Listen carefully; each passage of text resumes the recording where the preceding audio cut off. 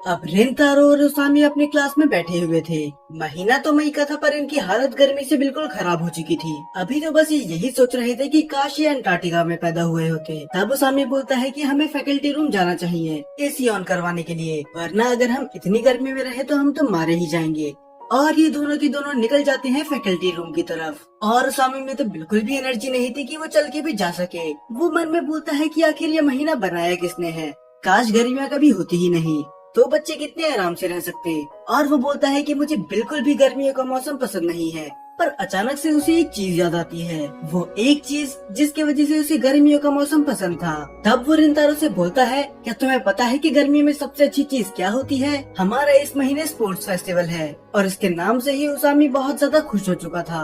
और वो ये भी बोलता है कि इस बार हम स्पोर्ट्स फेस्टिवल जरूर जीतेंगे, चाहे कुछ भी क्यों ना हो जाए। पर उनके सारे सपनों पे पानी फिर जाता है जब उन दोनों की टीचर उन्हें ये बताते हैं कि ये दोनों स्पोर्ट्स फेस्टिवल में पार्ट नहीं ले सकते। उसामी बोलता है कि ये क्या मजाक है, आखिर हम ही दोनों पार्ट क्यों नहीं ले सकते, बाकी सब बच्चे भी तो लेंगे ना। तब उनका टीचर बोलता है कि जो भी इस बार मिड टर्म में फेल होगा उसे हम स्पोर्ट्स में जाने नहीं देंगे और उसके लगेगी एक्स्ट्रा क्लासेस। तो अगर इस लॉजिक से देखा जाए तो तुम दोनों पार्ट नहीं ले सकते। तब उसामी बोलता है कि आप क्या बकवास करे जा रहे हैं, अभी तो हमारे एग्जाम चालू भी नहीं हुए और आपने अज्यूम कर लिया कि हम दोनों फेल हो जाएंगे। तब उनका टीचर उनसे पूछता है, तो तुम ही मुझे बता दो, क्या तुम इस बार पास हो सकते हो? और उसामी पूरे कॉन्फिडेंस के साथ बोलता है कि बिल्कुल नहीं, आपने ये सोच भी कैसे लिया?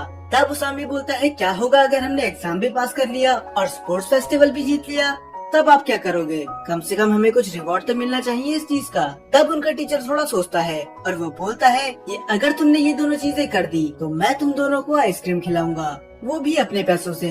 चलो ये टीचर उतना भी बुरा नहीं था, क्योंकि ये तो इन्हें आइसक्रीम खिलाने के लिए भी तैयार है। पर अब उसामी टेंशन में आ चुका था। वो कहता है कि ये बहुत ही ज्यादा बुरी चीज है, आखिर वो पास कैसे होगा, क्योंकि पास होने के लिए तो मुझे घंटों तक पढ़ना होगा और मैं तो 5 मिनट तक फोकस नहीं कर सकता। अगर मैंने पहले से ही पढ़ना शुरू कर दिया होता तो शायद ये दिन ना देखना पड़ता। तब साकू बोलता है कि अब अपने आप को दोष देने का कोई फायदा नहीं है, तुमने तब नहीं पढ़ा जब तुम्हें पढ़ना चाहिए था। तब उसामी साकू से भीख मांगने लग जाता है कि प्लीज मेरी पढ़ाई में मदद कर दो, तुम तो पूरे स्कूल के टॉपर हो तो तुम मुझे इतना तो पढ़ा ही सकते हो कि मैं बस पास हो जाऊं। पर साकू साफ मना कर देता है कि मैं ऐसा बिल्कुल नहीं करूंगा, मैंने तुम्हें पिछले साल भी पढ़ाया था और उसके वजह से मेरे मार्क्स भी पहले से कम आए थे, और बस इतना ही नहीं, मेरी इतनी मेहनत के बाद भी तुम दोनों फेल हो गए थे, तो सोचना भी मत कि मैं इस साल तुम दोनों को पढ़ाऊंगा। तब आया तो अपनी चेयर खिसकाते हुए जाता है रिंतारो के पास और वो बोलता है कि तुम्हें सच में लगता है कि तुम इस बार पास हो पाओगे? रिंतारो को भी ज्यादा उम्मीद नहीं होती। तभी वो आया तो उसे पूछता है,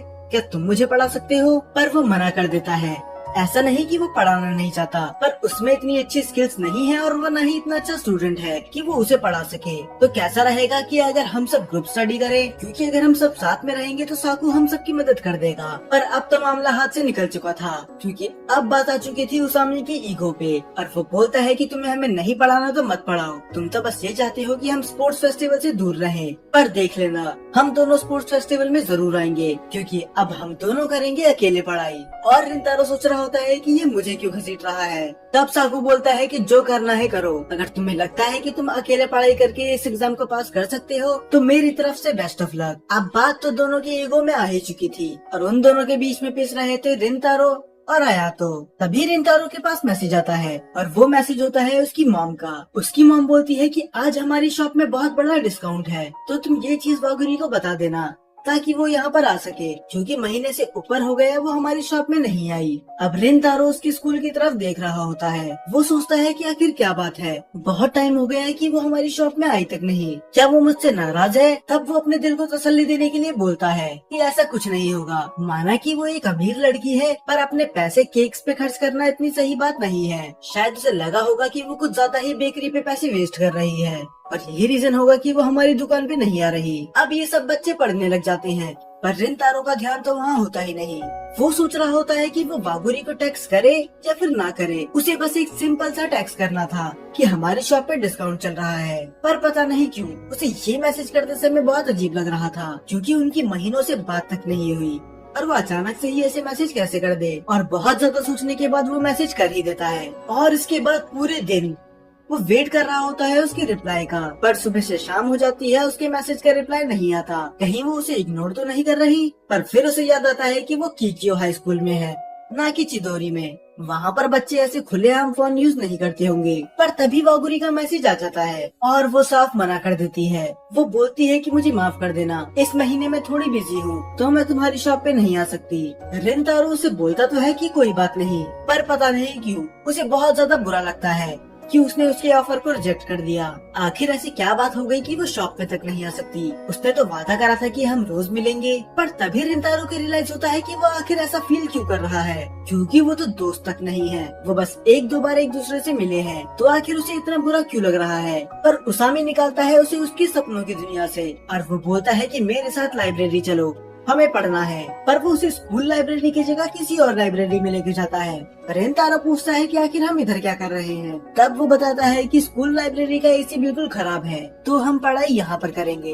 पर रिंतारो को पता होता है कि ये बस साकू से नजर छुपाने के लिए ये सब कर रहा है।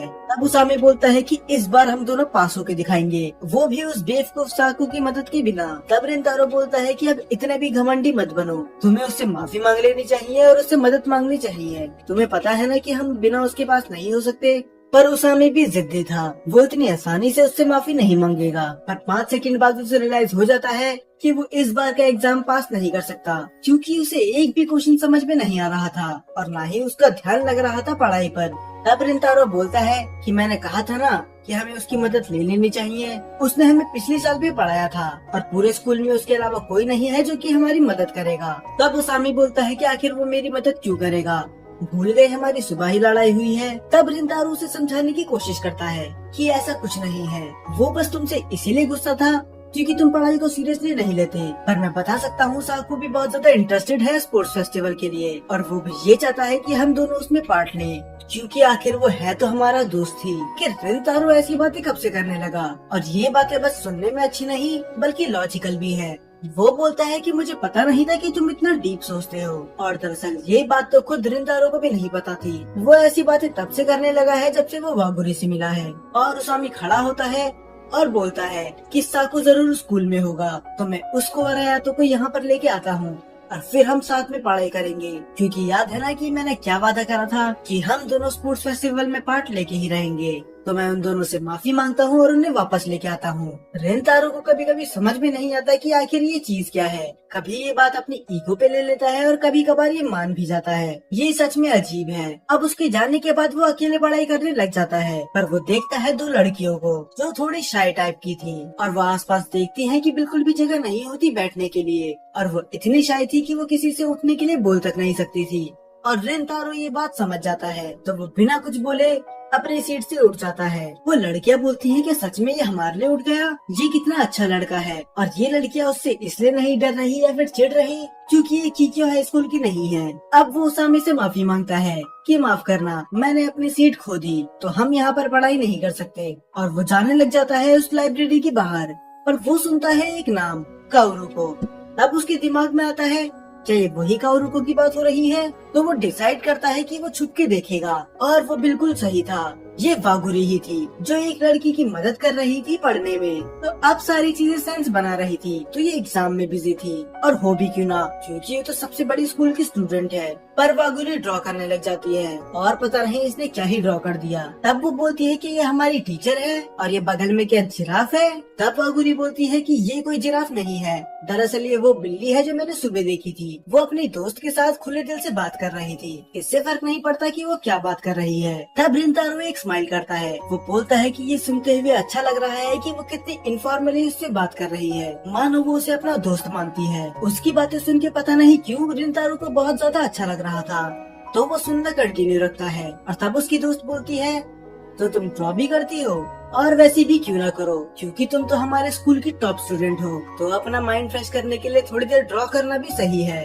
अब ये सुन के पता नहीं क्यों रिंतारो की पूरी दुनिया ही हिल जाती है। उसे कुछ रियलाइज होता है कि वो दिखने और बिहेवियर में नहीं बल्कि पढ़ने में भी अच्छी है, बिल्कुल उसके अपोजिट। और वो वहाँ से चली जाता है और वो सोचता है कि वागुरी कितनी अमेजिंग है, आखिर वो हर चीज में इतनी परफेक्ट कैसे है। अब वो पढ़ने लग जाता है और वो चेक करता है कि उसके सारे आंसर गलत होते हैं। और तब वो अपने मन में सोचता है कि एक तरफ वागुरी है जो कीक्यू स्कूल में भी टॉप कर रही है, जहाँ पर पूरे टाउन के बेस्ट स्टूडेंट्स हैं, और दूसरी तरफ मैं जो चिदोरी स्कूल में भी सबसे लास्ट में हूँ। अब में तो जमीन आसमान का फर्क है। अब वो थोड़ा आराम करने लग जाता है और वो बोलता है कि अगर साकू ने हमें पढ़ा भी दिया तो क्या मैं पास हो भी जाऊंगा, क्योंकि पिछली बार भी मैं फेल हो गया था। वो लोगों को डिसअपॉइंट नहीं करना चाहता था, खासकर उसामी को, जो बहुत ज्यादा एक्साइटेड था स्पोर्ट्स फेस्टिवल के लिए। पर जैसे ही वो आँख खोलता है उसके मुंह के सामने आ जाती है वागुरी, और वो बोलती है कि तुम इधर सो रहे हो, जरूर तुम पढ़ के थक गए होगे। तब वो हैरान होते हुए उठ जाता है। वो बोलता है पर मुझे तो लगा था कि तुम अंदर पढ़ रही हो। तब वागुरी बोलती है कि मुझे लगा ही था कि ये तुम हो। दरअसल जब मैं अपने दोस्त के साथ पढ़ रही थी तो मैंने तुम्हारी एक झलक देखी थी। मैं श्योर तो नहीं थी पर मुझे पता था कि ये जरूर तुम ही होगे। और देखो मैं गलत नहीं थी, और वैसे भी मैं तो अभी बाहर खाना खाने आई थी, इसी बहाने तुमसे मुलाकात भी हो गई। तब वो उसे सीट दे देता है ताकि वो बैठ के आराम से खाना खा सके। तब वागुरी को थोड़ा बुरा लगता है और वो माफी मांगते समय बोलती है कि माफ करना कि मैंने तुम्हारा ऑफर रिजेक्ट कर दिया था। पर रिंतारो बोलता है कि मुझे एक्सप्लेन करने की कोई जरूरत नहीं है, मैं समझ सकता हूँ कि तुम्हारे ऊपर कितना प्रेशर होगा। तब वागुरी बोलती है कि मैं वादा करती हूँ कि मैं अगले महीने से टाइम निकाल लूंगी और मैं फिर से आऊंगी तुम्हारी शॉप पे। और वो बोलती है कि अब हमारे एग्जाम भी आ गए और पार्ट टाइम जॉब भी मुझे करनी होती है, तो मुझे बिल्कुल टाइम मिल ही नहीं रहा। तब रिंतारो तो हैरान हो जाता है कि पार्ट टाइम जॉब, क्या अमीर लड़कियां भी पार्ट टाइम जॉब करती हैं? तुम्हें पैसों की क्या जरूरत, तुम्हारी तो पॉकेट मनी ही मुझसे 10 गुना ज्यादा होगी। तब वो थोड़ा हंसती है और वो बोलती है कि आखिर तुमसे ऐसा कहा किसने, क्या मैं सच में दिखने में कोई अमीर लड़की लगती हूँ? और फिर वो बताती है कि मैं अमीर लड़की नहीं हूँ, और अगर तुम हैरान हो कि अगर मैं अमीर नहीं हूँ तो मैं कीक्यो हाई स्कूल में क्या कर रही हूँ, तो दरअसल मुझे एडमिशन मिला है स्कॉलरशिप की वजह से, और यही रीजन है कि मुझे हर बार टॉप करना पड़ता है, क्योंकि अगर मैंने ऐसा नहीं करा तो हो सकता है वो मुझे निकाल दे। और यही रीजन था कि आजकल मैं तुमसे नहीं मिल रही, क्योंकि मुझे पढ़ाई में ज्यादा टाइम लगाना होता है और मुझे पूरी कोशिश करनी होती है कि मैं हर बार टॉप करूं, क्योंकि बस यही रास्ता है कीक्यो हाई स्कूल में रहने का।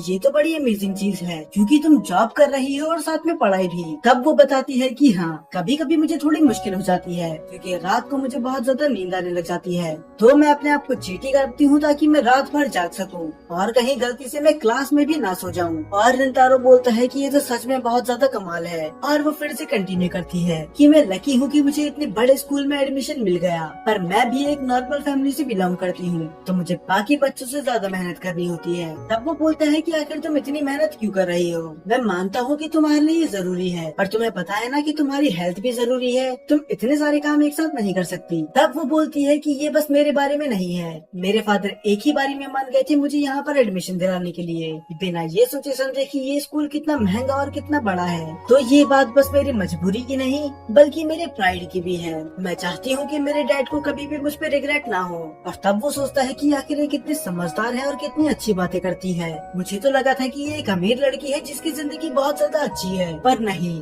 ये तो मुझसे भी कई गुना ज्यादा मेहनत करती है। तब रिंतारो उससे हिचकिचाते हुए पूछता है, अगर तुम बुरा ना मानो तो क्या तुम मुझे पढ़ा सकती हो, क्योंकि अगर मैं इस सेमेस्टर में फेल हो गया तो बहुत बड़ी मुसीबत हो